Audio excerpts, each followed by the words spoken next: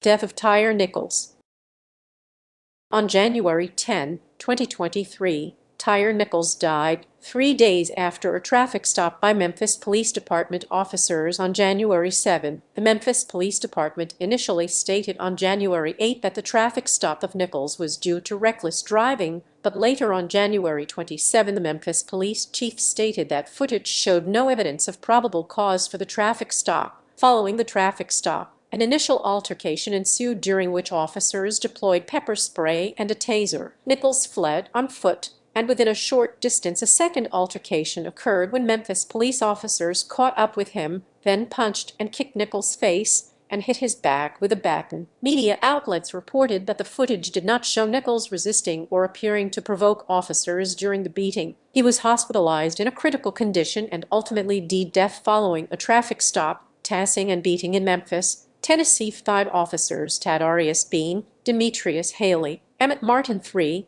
Desmond Mills Jr., and Justin Smith, all African-American, were fired from the police department. An autopsy commissioned by his family found extensive bleeding caused by a severe beating. On January 26, the 5 officers involved were arrested and charged with murder, kidnapping, assault, and misconduct. The Tennessee Bureau of Investigation and the United States Department of Justice have both opened investigations. Furthermore, 2 Memphis firefighters who were involved in the initial patient care of Nichols were relieved of duty, pending an internal investigation. Tyre Nichols was a 29-year-old African-American man. He was the father of a son who was 4 years old when Nichols died. At the time of his death, he worked for FedEx and was an aspiring photographer. Nichols was raised in Sacramento, California, and moved to Memphis, Tennessee in 2020. According to attorney Benjamin Crump, Nichols was underweight due to Crohn's disease, weighing about 145 pounds 66, at a height of 6 feet 3 inches 191. The officers involved had 3 to 6 years of experience. All were members of the 50-person hotspot policing unit known as SCORPION Street Crimes Operation to Restore Peace in Our Neighborhoods,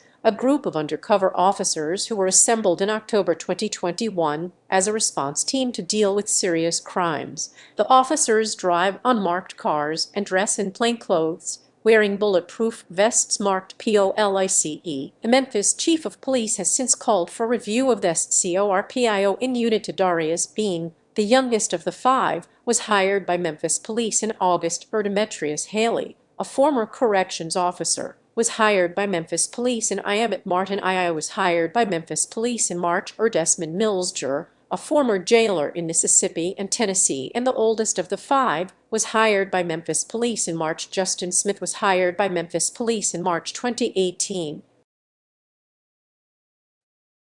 Traffic stop and death.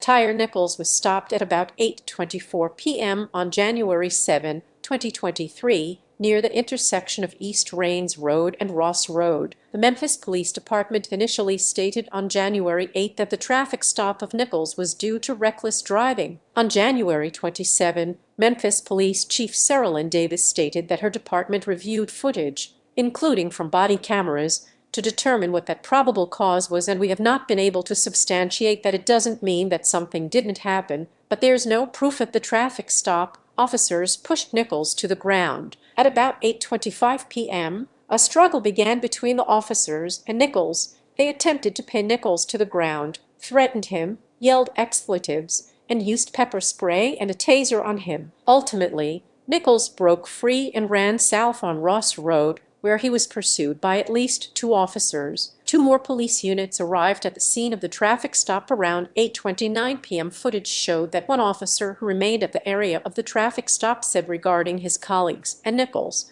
"I hope they stop." His sub-second encounter Nichols had with police occurred less than half a mile 800 m away from the traffic stop at 8:33 p.m. where he was beaten for about 3 minutes. Footage from a pole-mounted police surveillance camera showed officers striking Nichols at least 9 times without visible provocation, stated CNN. When the pole camera was turned to show the incident, it showed an officer using his leg to push Nichols hard to the ground. The officers pulled Nichols up by his shoulders and kicked Nichols in the face twice. The officers pulled Nichols up into a sitting position Then an officer hit Nichols back with a baton, then hit Nichols again after the officers pulled him to a kneeling position. After that, officers pulled Nichols to a standing position and restrained his hands. During this time, Nichols was repeatedly punched in the face by officers, and eventually he fell to a kneeling position. Within the next minute, Nichols was apparently kicked by an officer. The footage shows at least 5 punches to Nichols' face. During the beating, Nichols repeatedly called for his mother, at times moved his hands to cover his face, and not appeared to ever strike back, reported the New York Times. BBC News described that footage of the incident showed officers beating Nichols with no signs of him resisting. By 8:37 p.m., Nichols was handcuffed and immobile with critical injuries. He was limp and officers propped him against the side of a police car. Footage showed that after Nichols was detained on the ground, one officer said, "I was hitting him with straight haymakers, dog," while another said, "I jumped in, started rocking him." Medics arrived around 8:41 p.m. but did not begin to assist Nichols until 16 minutes later. The ambulance arrived at 9:02 p.m. and transported Nichols to St. Francis Hospital at 9:18 p.m. after he complained of shortness of breath. He died of his injuries on January 10, and an autopsy report showed that he suffered excessive bleeding caused by a severe beating. In the released videos from after the beating, 2 officers claim Nichols reached for their weapons. This claim is not substantiated by the videos. Investigations and criminal charges.